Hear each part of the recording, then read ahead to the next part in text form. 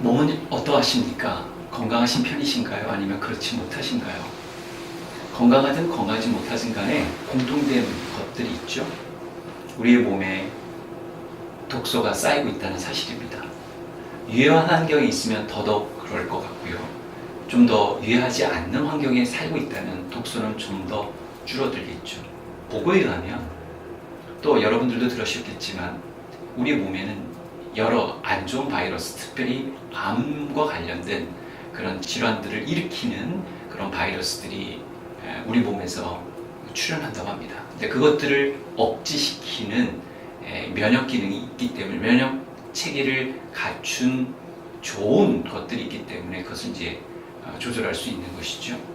그러니까 면역 체계가 우리 가운데 있다는 것은 참 놀라운 것입니다. 그럼에도 불구하고 우리 몸에 여러 독소들이 쌓이고 있다는 것은 이미 현대 과학이나 의학이 우리에게 알려주는 바입니다. 우리 몸이 독소로 채워지고 있다. 살아있는 동안 생명이 필요한 활동들을 멈추지 않기 위해서 우리는 활동해야 되는데, 그런 의미에서 산소와 영양 공급은 필요합니다.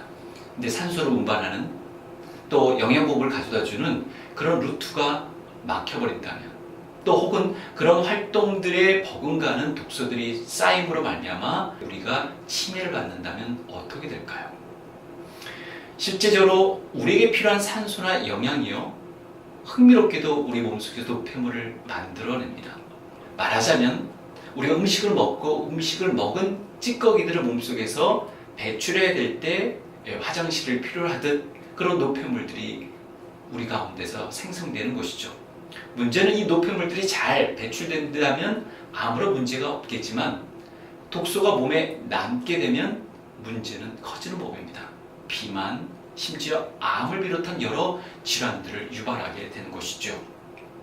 근데요, 이런 독소가 우리 몸에 쌓여지는 것들이요, 우리가 단지 섭취하고 먹는 것에만 국한되지 않습니다. 그것으로 말미암는 것이 아닌 것이죠. 자동차를 운전하는 분들, 혹은 또 길거리에 지나다니신 분들, 자동차 배기가스로부터 제외될 수 없죠. 면제될 수 없죠. 자동차 배기가스도 주 원인 중에 하나라고 합니다. 또한 식품 첨가물, 우리가 인스턴트 식품 먹게 되면 반드시 따르는, 혹은 또 우리의 맛을 내는 화학 조미료들도 마찬가지고요. 우리의 몸에 필요한 채소들과 함께 농약도 마찬가지고요.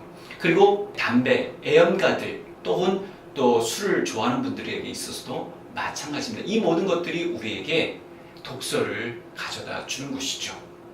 근데 이런 것들이 오래 쌓이게 되면요, 세포와 근육에 문제가 생깁니다. 즉 손상을 입히게 되죠.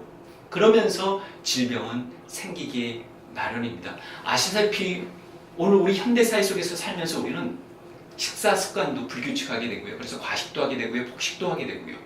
그리고 술, 담배, 회식, 이런 것들이 어우러지면서 우리의 몸은 점차 회생 불가능할 정도로 위협당하고 있습니다. 그런 가운데서 우리도 모르게 복잡한 이 사회 속에서 살면서 몸에 독소를 안고 살아가게 되는 것이죠. 누가 독소를 몸에 안고 살아가는 것을 원하겠습니까? 그러나 우리가 청정지역에 살지 않는 한, 우리가 문화생활을 누리지 않는 한, 그리고 사회생활을 우리가 영위하지 않는 한, 이런 독소 생활을 완전히 멀리하거나 이 독소부터 우리가 떨어지는 일은 불가능한 것 같습니다. 그래서 드리는 말씀입니다. 우리의 몸은 아우성치고 있습니다. 소리 없는 아우성. 새로운 몸을 잊기를 원하는 것이죠. 몸이 위약해질수록, 몸이 축날수록, 몸이 피해를 입을수록 우리의 몸은 새로워지기를 원하고 있습니다. 새로운 몸을 잊기를 원하는 것이죠. 우리의 몸은 말하고 있는 것입니다.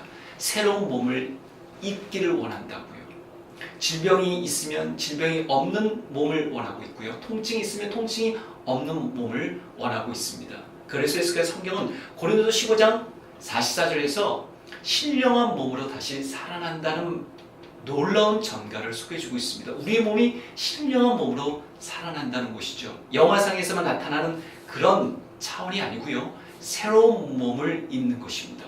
독소와는 구별된, 우리의 몸에 독소가 생성되지 않는, 질환과 질병으로부터 구별된, 아예 상관없는 그런 몸이 필요한 것이죠. 그래서 성경은 또한 우리에게 또 다른 몸이 있다고 얘기합니다. 바로 영의 몸이 있다. 즉 육의 몸이 있은즉 영의 몸도 있는 것이죠.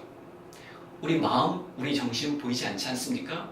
그러나 마음과 정신이 없다면 이 육신만으로 우리 사람이라고 말할 수 있겠습니까? 마찬가지죠. 육신의 몸이 있으면 영의 몸도 있는 것입니다. 영의 몸은 새롭게 입을 몸이죠. 새로워질 수 있는 몸을 의미합니다. 성경은 그런 새로운 몸의 등장을 선보이고 있습니다. 근데요, 놀라운 점은요, 그런 새로운 몸을 새로운 삶이라고 표현해주고 있습니다.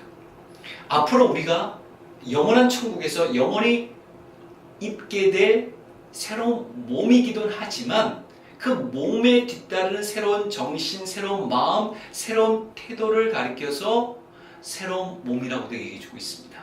새로운 유형의 몸의 체형을 입을 것을 또 새로운 몸의 유형을 소개해주고 있는 것이죠. 에베소서 4장 22절부터 24절에 이런 내용이 있기 때문에 그렇습니다. 너희는 유혹의 욕심을 따라 썩어져가는 구습을 따르는 옛사람을 벗어버리고 옛사람이라고 얘기하고 있습니다. 그러니까 어떤 사람의 성격, 성향, 기질, 특성들을 모조리 합해서 말해줄 수 있는 것, 그 사람에 대해서 말해줄 수 있는 것, 그런 것처럼 성경은 옛사람이라고 얘기해주고 있습니다. 그 옛사람이 뭐냐면 유혹의 욕심을 따라 썩어져가는 구습을 따른다고 얘기해주고 있습니다. 그런 몸을 벗어버리고 오직 너의 심령이 새롭게 되어 심령, 마음의 표지, 마음의 중심, 영혼의 어떤 표지, 영혼의 중심, 이 심령이 새롭게 되어 하나님을 따라 의와 진리의 거룩함으로 지으심을 받은 새 사람을 입으라고 얘기하고 있습니다. 하나님을 따라 새 사람을 입으라. 마치 옷을 입듯이 양말을 신듯이 입으라고 얘기해주고 있습니다. 입는 것이죠. 갑옷을 입듯이 새로운 어떤 것들을 몸에 착용하듯이 입으라는 것입니다. 입을 수 있기 때문에 할 수 있는 얘기 아니겠습니까? 의지만 갖고 있는다면 그것을 취할 수 있다는 의미 아니겠습니까? 그러니까 예수님과 관계된 이들은 새로운 몸을 입을 수 있는 것이고 새로운 마음의 자세를 가질 수 있는 것이고 또 새로운 몸을, 새 사람을 입을 수 있다는 것을 말해주면서 참 놀라운 일이죠. 어떻게 우리가 새로운 몸을 입을 수 있을 것인가 궁금하시죠? 예, 이와 관련된 리스트를 계속 클릭하시고 좋을 것 같습니다. 앞서 말씀드린 대로 우리의 몸은 독소로 채워지고 있습니다. 이런 독소로 채워지고 있는 이 몸과 구별될 수 있고 분리될 수 있는 새로운 몸, 영원히 살 수 있는 몸, 그 몸에 대해서 기독교 신앙은 말해주고 있고 소개해주고 있으니까 말이죠.